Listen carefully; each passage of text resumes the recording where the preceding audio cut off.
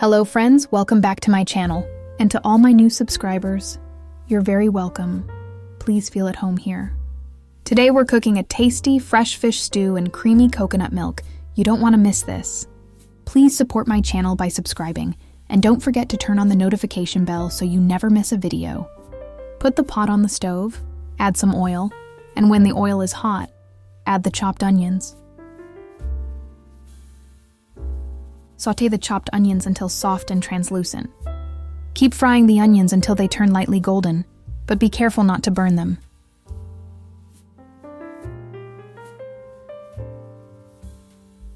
Add the garlic paste and stir well, cooking it until it becomes fragrant.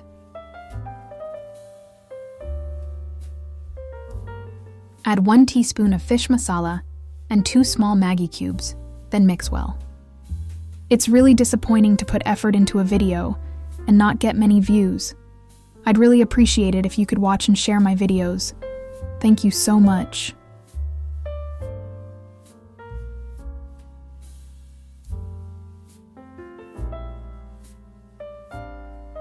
Add only 1 tomato and mix it in thoroughly. Cook the tomato until the oil starts to separate, then stir in 1 teaspoon of tomato paste. Stir everything together, cover the pot, and let it cook for 2 minutes so the tomatoes soften nicely.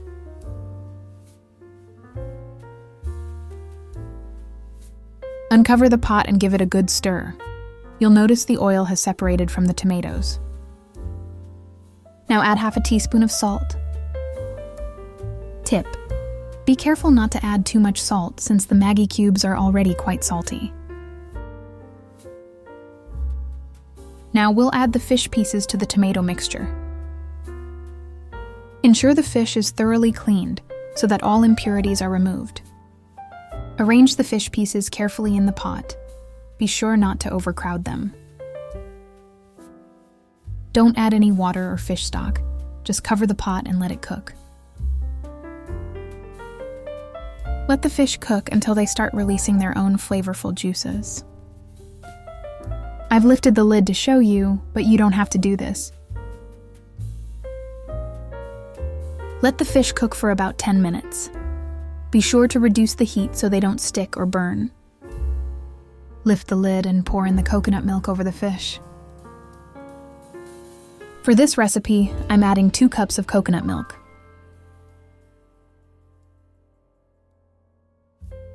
Carefully shake the pot to combine the coconut milk with the fish sauce, or simply use a spoon to stir it all together. At the beginning, I avoided using a spoon or spatula to prevent the fish from breaking. You can use any fish you like for this stew. Choose your favorite. You can do it the way I did, carefully slide the spatula under the fish to avoid breaking them.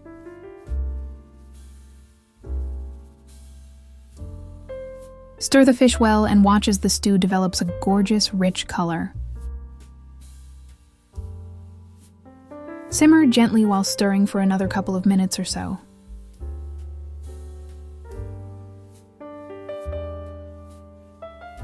Reduce the heat to low, then cover and cook for 10 minutes. At this point, feel free to season to your taste with a little sea salt and pepper, if you want.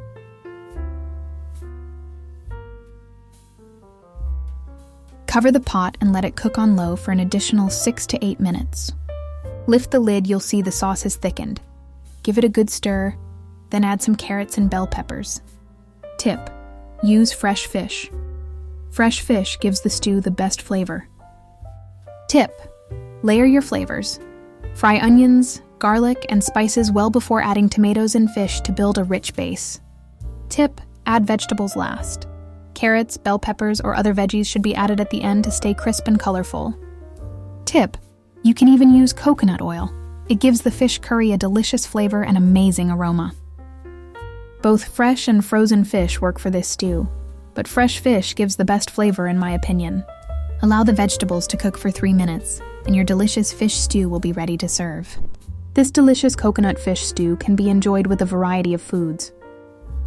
You can serve it with steamed rice, ugali, chapati, boiled or roasted potatoes, or even plantains and sweet potatoes.